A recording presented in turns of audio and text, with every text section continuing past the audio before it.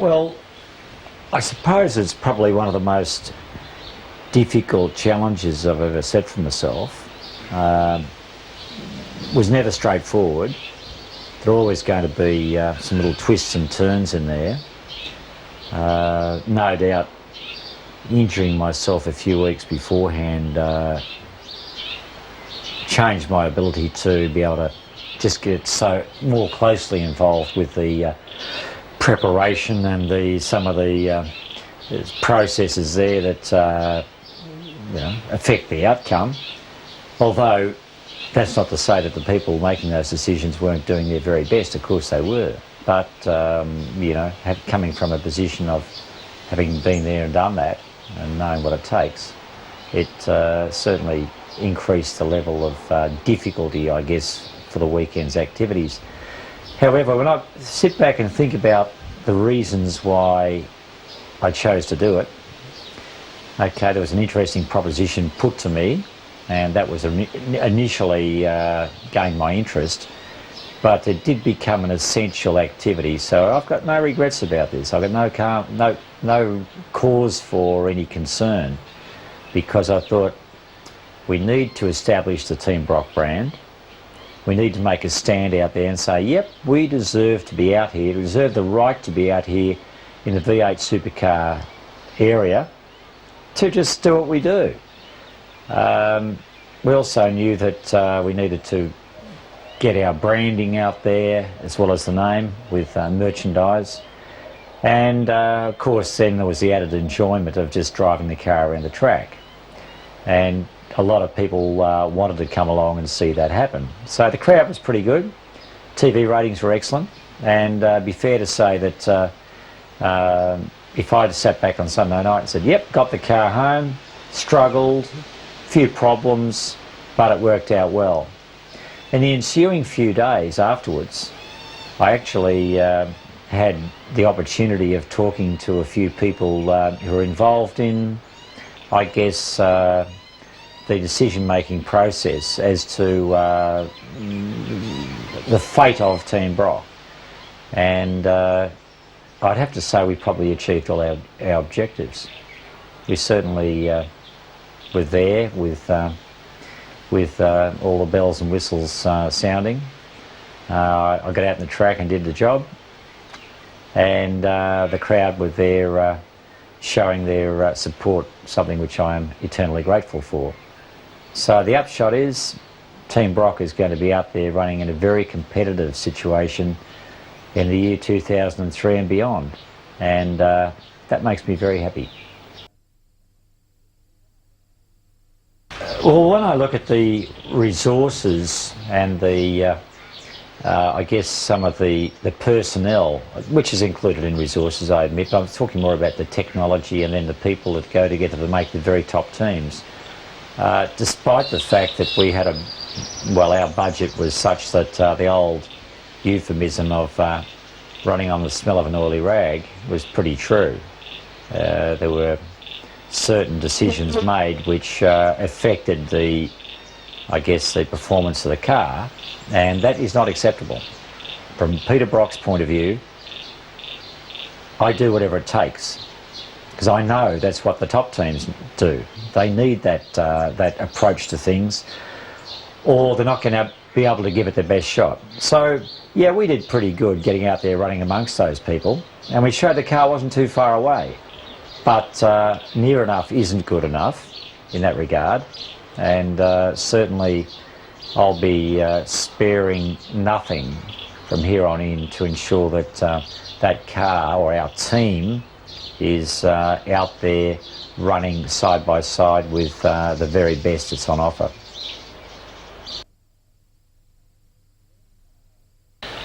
When I got back in the car after it had begun overheating, it experienced a number of problems such as the throttle jamming wide open, etc. And the team were quite dispirited. They wanted to give it away. They were saying basically, let's call it quits, let's park this car. And I didn't really share that belief. I thought, let's just keep the car going. There's too many DNFs, there's too many people who've thrown the towel. there's too many times that people get petulant and angry because things haven't gone their way. But to me, life is always about making the most of the circumstances or the cards that you're dealt. You know, that's the deal. That's what's happened today, so let's go out there and do it.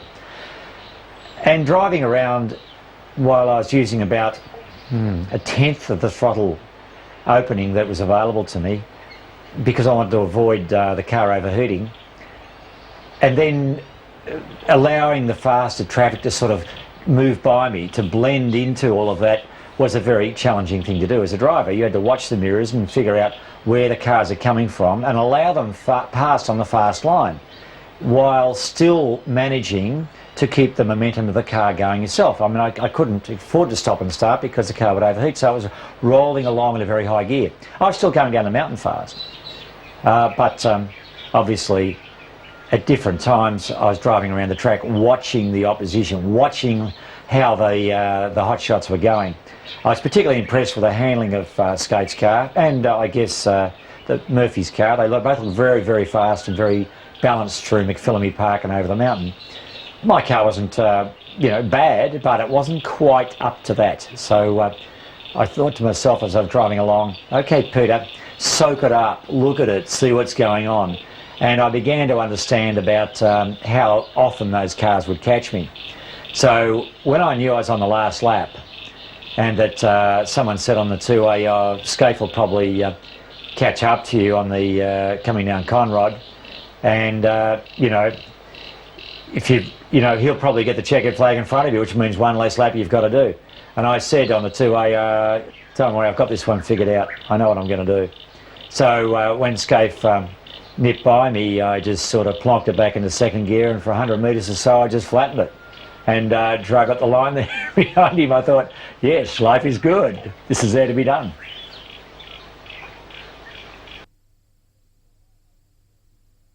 Well, I have a very different approach to how a race team works and how you apply yourself to the whole business of going about conducting yourself in the arena called motorsport. And it is a sport. People forget that. I think it's just motor racing. So, well, it's a sport. You get out there and you challenge yourself, and you've got to be able to inspire others to share that approach, share that dream. I treat motor racing or motorsport more as an art form than I do a technical exercise. As far as I'm concerned, if you don't have the love and the passion and the enjoyment of doing it, it's missing something, it's missing that vital ingredient. And I suppose that if you had to sum up what it means, well, there's a real buzz around the pits there at Bathurst, a real buzz around that mountain. And I can tell you, when I went around that track on Sunday morning, in that convertible, I stood up and the crowd were actually on their feet, and it was almost overwhelming, the level of public support that does exist. And I guess they know that I feel the same way. I just love being there, and I try to encourage those that are involved in the motorsport adventure with me to feel the same way. You get a lot more out of it. Win, lose or draw, you still feel pretty good that you were there and you were part of it and you gave it your best shot. There was a problem at Bathurst with the car overheating, and that was attributed to the radiator, a new radiator we just sort of managed to purchase, fitted to the car, cost us any chance of, you know, a good finishing position, there's no doubt about that. But the radiator was blamed, and then perhaps the thermostat housing, or the thermostat was blamed, and then there was all sorts of things blamed as to being the cause for it overheating. Well, there was nothing wrong with the radiator. There was nothing wrong with the thermostat. There was nothing wrong with the engine. Quite curious, as a matter of fact, it took Ron Harrop about a day or so to figure the whole thing out. And it transpired that some years ago when the car was manufactured, the radiator header tank and its system, including the filler cap and all those bits and pieces, was fitted on the suction side of the water pump instead of on the outlet side. So it was actually being sucked open and sucking the water, etc., through it without any radiator water pressure. And it was just a design manufacture problem, and when they built the car.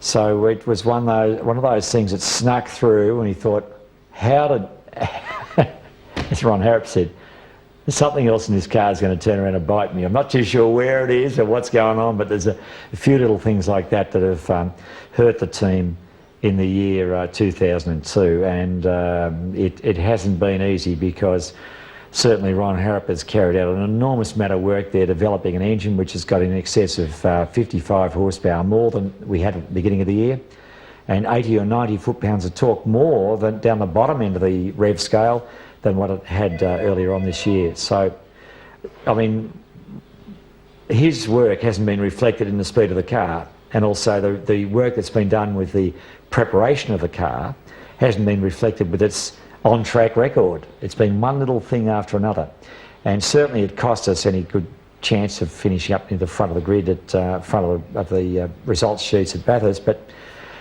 at the end of the day, that's life. That's the way it went. And you've got to sit back and say, right, what do we do from here on in? Do we spit the dummy out, or do we actually learn from it and move on? So we're having major changes to that team, to its car preparation, and to a whole host of factors that are involved with the what constitutes a successful V8 supercar team. It's fair to say that the first year was always going to be the most difficult, trying to form the team, try to sort of get the team off and running and get the necessary support, get the personnel involved who understood what it's all about. That's always going to be a great challenge, there's no doubt about it. And certainly here we are now doing a bit of a wrap-up post Bathurst 2002, and I'm very confident that Team Brock, although it might change its guise somewhat, although there might be a bit of a reinvention in terms of personnel, etc., it's going to move from strength to strength and be up there at the pointy end of the grid 2003 and beyond.